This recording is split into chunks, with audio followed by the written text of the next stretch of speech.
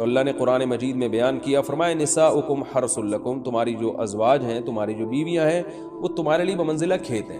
کھیت کا مطلب کیا ہوتا ہے؟ پیداوار بڑھانے کا ذریعہ۔ تو اس میں سب سے پہلا مسئلہ تو قرآن نے یہ بیان کر دیا کہ زوجہ سے جو ہم بستری ہے وہ صرف اسی راستے میں جائز ہے جس سے اولاد ہوتی ہے، کیونکہ عورت کو اللہ نے بنایا ہے نسل بڑھانے کے لیے۔ تو کوئی بھی ایسا ہم بستری کا طریقہ اختیار کرنا جو نسل بڑھانے کا ذریعہ نہ ہو، یعنی وہ نیچرل نہ ہو، تو وہ حرام ہے۔ تو اس میں اللہ نے یہ حکم دے دیا۔ تو اس سے صاف یعنی حدیث سے بھی پتہ چلتا ہے، اور تمام فقہا کا اجماع بھی ہے اس آیت کی روشنی میں کہ مسئلہ تھوڑا حیا کے خلاف ہے، لیکن میرا خیال ہے بتانا ضروری ہے کہ پچھلے راستے سے عورت سے ہم بستری کرنا بالکل حرام ہے، ناجائز ہے، اور نبی صلی اللہ علیہ وسلم کی اس پہ بہت شدید لعنت ہے، بہت شدید وعید ہے۔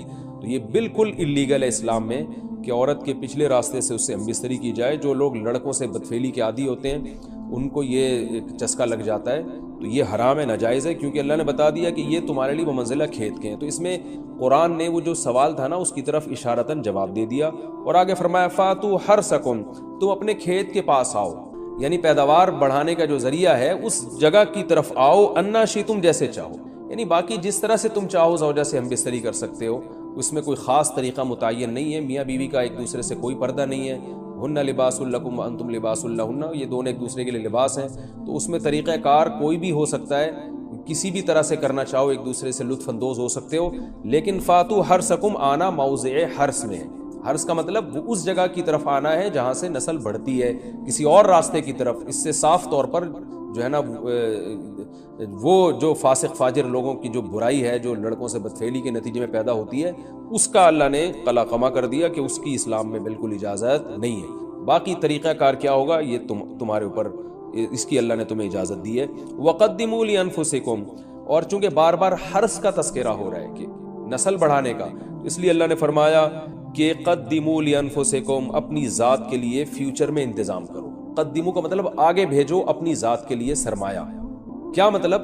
کہ جب زوجہ سے ہم بستری کرو تو نیت اولاد کی ہونی چاہیے، تاکہ وہ اولاد دنیا میں بھی اور آخرت میں بھی تمہارے لیے ذخیرہ بن جائے۔ تو یہ نسل بڑھانے کی بہت زبردست ترغیب ہے اس آیت میں، اور اس آیت میں اللہ نے عورت کا کہ بہت ساری ذمہ داریوں میں سے ایک بڑی ذمہ داری کا بھی بیان بتا دیا کہ عورت کو اللہ نے بنایا ہے، جو مرد اور عورت کا جو فرق رکھا ہے نا، اس فرق کی بڑی وجہ یہی ہے کہ مرد کے اسپرم کو اللہ نے بیج کے طور پہ پیدا کیا ہے، اور عورت کو اللہ نے زمین کے طور پہ۔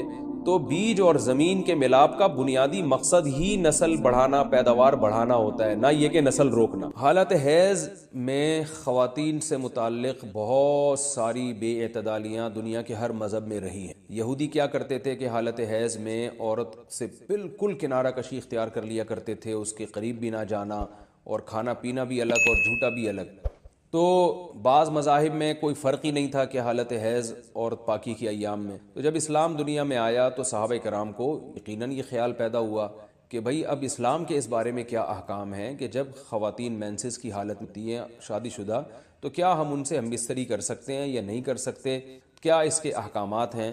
تو اللہ نے صحابہ کے سوال کو اور پھر اپنے جواب کو قرآن مجید کا جز بنا کے نازل کیا۔ وَيَسْأَلُونَكَ، اور یہ لوگ آپ سے سوال کرتے ہیں، عن المحیض، حیض کے بارے میں۔ تو حیض کے بارے میں سوال نہیں تھا، اصل میں سوال یہ تھا کہ حالت حیض میں زوجہ سے ہم بستری جائز ہے یا نہیں ہے، تو قرآن نے اس کی طرف اشارہ کر دیا۔ قل، اے نبی آپ ان سے کہہ دیجئے، ہوا اذن، اذن اصل میں تکلیف کو بھی کہتے ہیں، گندگی کو بھی کہتے ہیں، تو یہاں گندگی مراد ہے کہ وہ گندگی ہے۔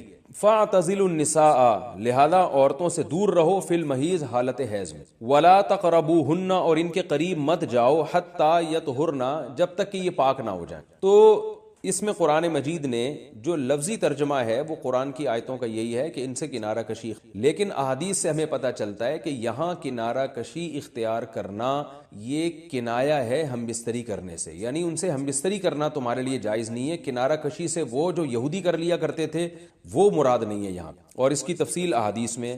تو قرآن نے چونکہ صاف لفظوں میں جماع کا ہم بستری کا ذکر نہیں کیا، تو صرف کنایوں سے کام لیا ہے قرآن مجید۔ فاعتزلوا النساء، ان سے اعتزال کرو، یعنی دور رہو ان سے۔ دور رہنے کا مطلب صرف دور رہنے سے یہ مراد ہے، صحیح حدیث ہے، نبی صلی اللہ علیہ وسلم نے فرمایا اصنعوا کل شیء الا النکاح، حالت حیض میں اپنی زوجہ کے پاس تم جا سکتے ہو، سب کچھ کر سکتے ہو سوائے جماع کے۔ تو انٹرکورس جو اسے کہا جاتا ہے وہ حلال نہیں ہے۔